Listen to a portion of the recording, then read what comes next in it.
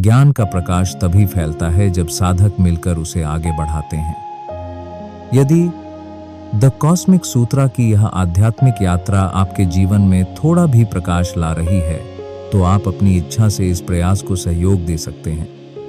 आपका हर छोटा सहयोग इस मिशन को आगे बढ़ाएगा। जब एक साधक पहली बार ईश्वर के नाम को अपने हृदय में भरता है, तो वह नहीं जानता कि वह भक्ति कर रहा है या प्रेम कर रहा है।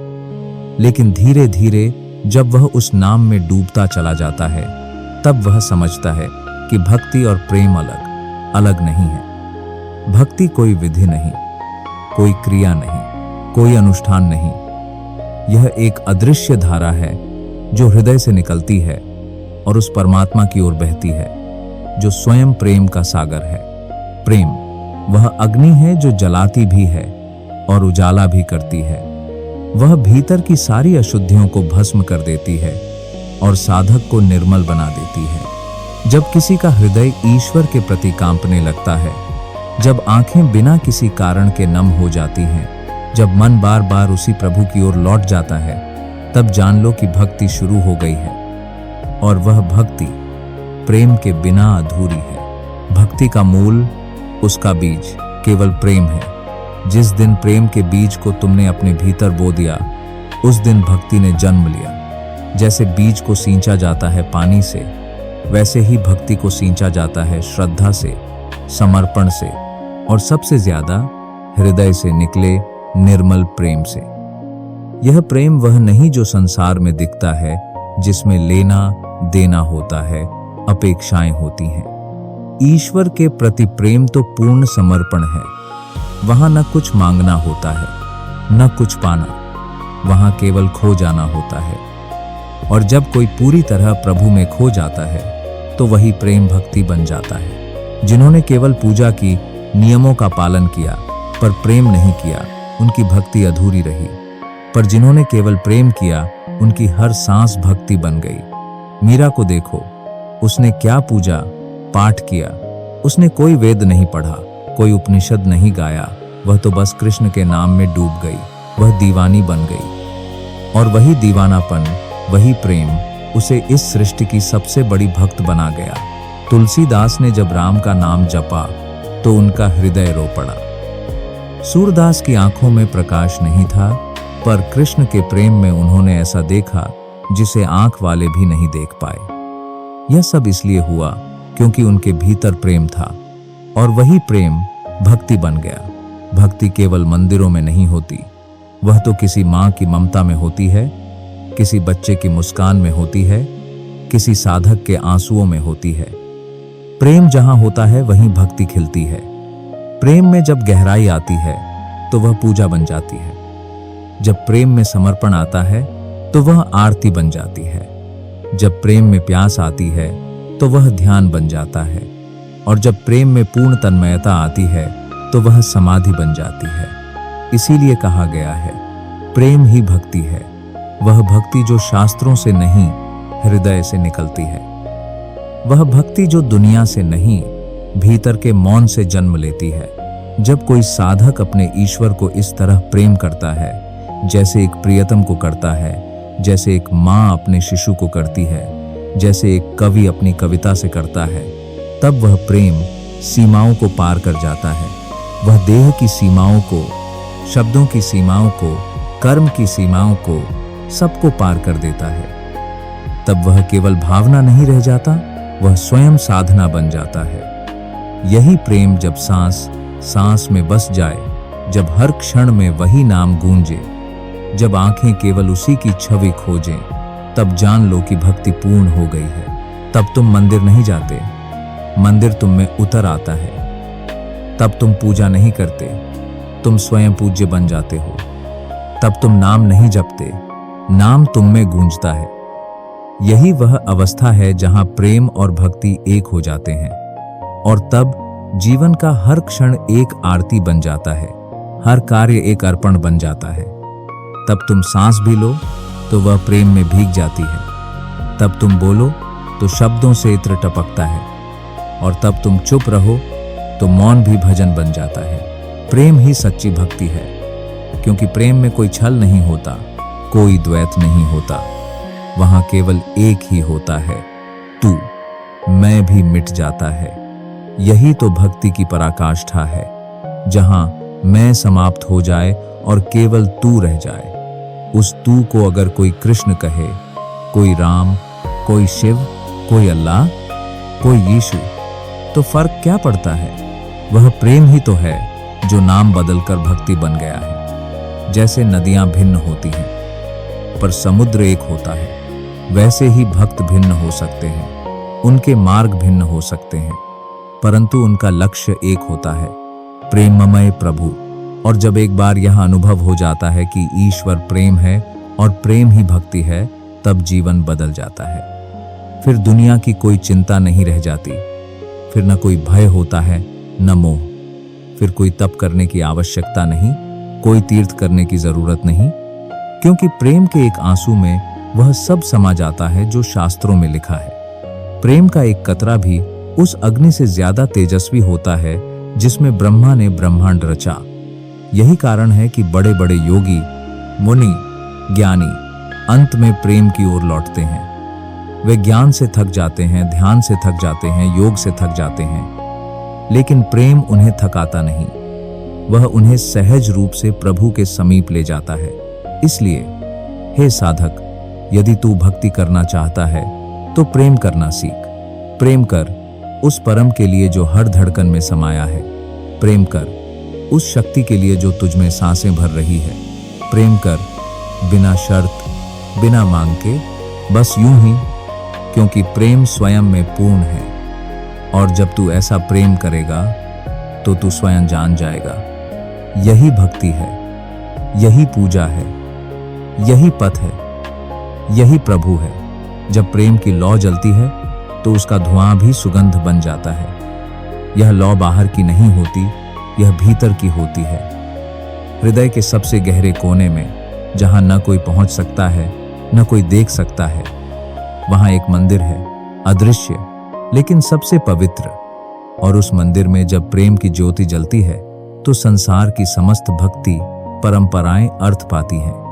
वहां कोई वेद नहीं, कोई ग्रंथ नहीं, केवल मौन है, पर वह मौन गाता है, रोता है, नाचता है। और जब हृदय का यह मौन फूट पड़ता है तो वह प्रेम बनकर आंखों से बहता है, आवाज में गूंजता है, जीवन में छलकता है। प्रेम कोई सोचने की बात नहीं, कोई सिद्धांत नहीं, यह तो अनुभव की चीज है। जिसे यह छू जाता है वह बदल जाता है, फिर वह साधारण नहीं रह जाता। प्रेम उसे ईश्वर के रंग में रंग देता है। उसका चलना भी पूजा हो जाता है, उसका सोचना भी प्रार्थना हो जाती है। वह चाहे कुछ भी करे, वह प्रभु के चरणों में समर्पण बन जाता है। वह खेत में हल चलाए या जंगल में भटकता फिरे, अगर उसके भीतर प्रेम है तो वह भक्त है। क्योंकि भक्ति मंदिर से नहीं आती, मन से आती है। और मन भी तब पवित्र होता है जब वह प्रेम से पगा होता है। प्रेम में यह विशेषता है कि वह किसी को भी महान बना सकता है। एक साधारण ग्वालिन मीरा बन जाती है, एक अंधा कविसूर बन जाता है, एक सिपाही कबीर बन जाता है, एक डाकू वाल्मीकि बन जाता है। क्यों? क्योंकि उनके भीतर प्रेम की अग्नि लगी। और जब यह अग्नि जलती है तो पाप नहीं रह जाते, भूतकाल नहीं रह जाता, केवल परमात्मा रह जाता है। यह प्रेम ही वह सेतु है जो इस लोक को परलोक से जोड़ता है, जो आत्मा को परमात्मा से मिलाता है। यह भक्ति का सर्वोच्च रूप है। जब कुछ कहने की जरूरत नहीं, केवल मौन ही तुम्हारा संपूर्ण गीत बन जाए। भक्ति की शुरुआत तब होती है जब कोई दुख से प्रभु को पुकारता है, लेकिन भक्ति की परिपक्वता तब होती है जब कोई सुख में भी केवल प्रभु को याद करता है, जब कोई मांगे बिना प्रेम करता है, जब कोई कहे बिना रोता है, जब कोई देखे बिना देखता है, तब वह भक्ति अमृत बन जाती है। फिर वह प्रेम साधक को साधना नहीं करने देता, वह स्वयं उसकी साधना बन जाता है। फिर नाम जपना प्रयास नहीं रह जाता, वह स्वाभाविक बन जाता है। जैसे कोई सांस लेता है वैसे ही वह नाम लेता है, बिना रुके, बिना थके, बिना कारण। कभी कभी यह प्रेम इतना प्रबल हो जाता है कि शरीर उसे सहन नहीं कर पाता। तब आंखें हर वक्त भीगी रहती हैं। दिल हर समय धड़कता है, जैसे कोई अनंत प्रतीक्षा में बैठा हो, और उस प्रतीक्षा में भी एक मधुरता होती है। यह प्रतीक्षा ही भक्ति है। प्रेम में जो अधूरापन होता है वही तो उसकी सुंदरता है। अगर सब कुछ मिल जाए तो भक्ति समाप्त हो जाएगी, लेकिन जब कुछ न मिले फिर भी प्रेम बना रहे तो जान लो वही सच्ची भक्ति है। और यही कारण है कि सच्चे भक्त को ईश्वर जल्दी नहीं मिलते, क्योंकि वह प्रतीक्षा ही उसकी पूजा है। ईश्वर को पाने की दौड़ में बहुत लोग थक जाते हैं, लेकिन प्रेम करने वाले कभी नहीं थकते। उन्हें तो केवल प्रेम करना होता है, पाना नहीं। वे तो केवल देना जानते हैं, मांगना नहीं। और यह जो देने का भाव है वही भक्ति को श्रेष्ठ बनाता है।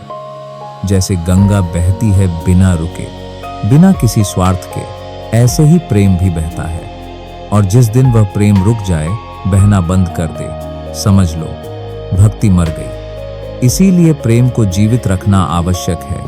वह जलती रहे, चाहे धीमी लौ में, लेकिन बुझनी नहीं चाहिए। प्रेम में कभी अधिकार नहीं होता, केवल समर्पण होता है। और जहां समर्पण है वहीं भक्ति का जन्म होता है। प्रेम में अगर तुम कहते हो कि तू मेरा है तो वह प्रेम नहीं, वह व्यापार है। लेकिन अगर तुम कहते हो कि मैं तेरा हूं तो वह सच्ची भक्ति है, क्योंकि भक्ति हमेशा देने से शुरू होती है, देने से, मिटने से, खोने से।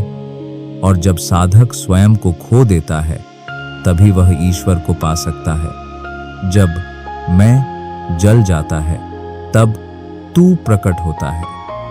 और यही है प्रेम की सबसे बड़ी पूजा। संत कबीर कहते थे, प्रेम गली अति सांकरी, तामे दो न समाए। जब मैं था तब हरि नहीं, अब हरि है मैं नाय। यह वही भक्ति है जो मैं को पूरी तरह मिटा देती है। उस गली में न शास्त्र चल सकते हैं, न मंत्र। वहां केवल एक जलता हुआ हृदय चाहिए, जिसमें ईश्वर की तलाश आग बन चुकी हो। जब तक यह आग नहीं लगती तब तक सारी पूजा बाहरी है, लेकिन जब यह आग भीतर लगती है तो फिर पूजा बाहर नहीं करनी पड़ती। हर धड़कन पूजा बन जाती है। प्रेम में भेद नहीं होता, जाति नहीं होती, भाषा नहीं होती। वहां केवल भाव होता है, और यही भक्ति का मूल है। जब भाव पवित्र हो जाए तो भाषा गौण हो जाती है। चाहे राम कहो, चाहे रब कहो, चाहे खुदा कहो, अगर भाव शुद्ध है तो वह भक्ति है। और अगर शब्दों में प्रेम नहीं तो वह केवल शोर है। इसीलिए महापुरुषों ने हमेशा प्रेम को भक्ति का हृदय माना है। बिना प्रेम के भक्ति मृत है और प्रेममय भक्ति अमर। तो हे साधक, अगर तू सचमुच प्रभु को पाना चाहता है तो अपने भीतर प्रेम जगाना शुरू कर।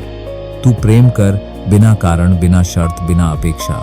तू प्रेम कर उस प्रभु से जो हर जगह है, हर चीज में है, और सबसे ज्यादा तेरे भीतर है। जब तू भीतर प्रेम करेगा तो बाहर की सारी दुनिया प्रेम बन जाएगी। और जब हर चीज प्रेम बन जाए तब जान ले तू भक्ति के परम शिखर पर पहुंच चुका है। जब प्रेम तुम्हारे भीतर पूर्ण रूप से बस जाता है तब तुम अपने आप में ईश्वर की सबसे सुंदर मूर्ति बन जाते हो। फिर तुम्हारा जीवन मंदिर बन जाता है, तुम्हारी मुस्कान आरती बन जाती है, और तुम्हारा मौन भी मंत्र बन जाता है। ऐसी भक्ति किसी विशेष दिन या समय की मोहताज नहीं होती। वह हर सांस में, हर धड़कन में, हर दृष्टि में बहती है। यह प्रेम किसी मूर्ति से बांधा नहीं होता, वह तो समस्त सृष्टि को पूजनीय बना देता है। जिसे प्रेम की भक्ति छूती है वह किसी को छोटा बड़ा नहीं समझता। वह जानता है कि हर व्यक्ति में प्रभु का ही अंश है। तब वह किसी से न ईर्ष्या करता है, न द्वेष।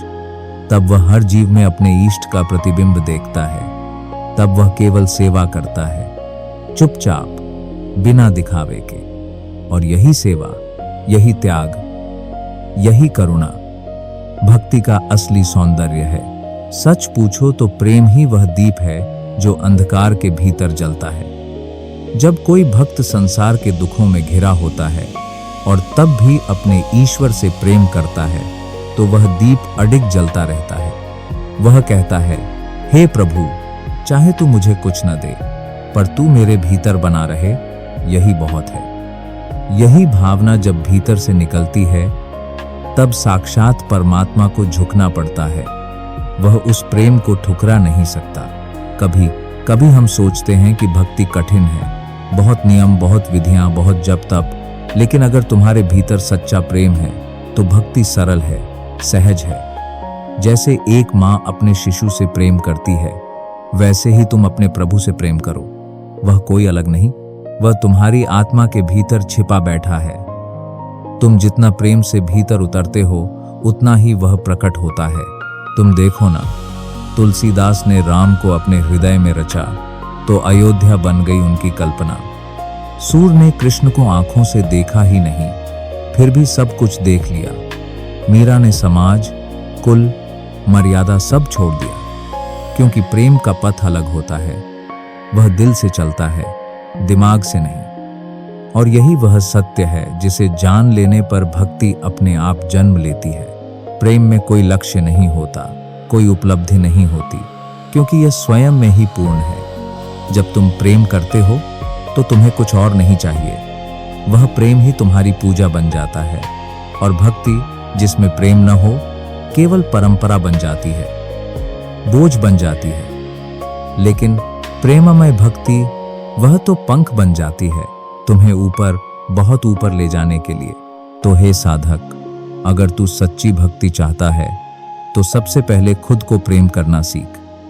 जब तू अपने भीतर के उस दिव्य प्रकाश को पहचान लेगा तो हर दिशा तुझ पर मुस्कुराने लगेगी। फिर न तुझे तीर्थ की जरूरत होगी, न किसी ग्रंथ की, क्योंकि तेरा हृदय ही तेरा तीर्थ होगा और तेरा प्रेम ही तेरा शास्त्र। और अंत में एक सुंदर संदेश, प्रेम ही भक्ति है और भक्ति ही वह पुल है जो आत्मा को परमात्मा से जोड़ता है। जब प्रेम से किया गया हर कार्य पूजा बन जाए, जब हर सांस में ईश्वर का नाम झलकने लगे, जब जीवन का हर क्षण समर्पण बन जाए, तब जानो तुम प्रभु के सबसे निकट हो। भक्ति बाहर नहीं है, वह तुम्हारे हृदय में है, तुम्हारे स्पंदन में है। उस प्रेम को पहचानो, उसे सहेजो और उसी में खो जाओ। वही ईश्वर है, वही मोक्ष है, वही अनंत आनंद है। प्रेम ही सच्ची आराधना है, प्रेम ही परम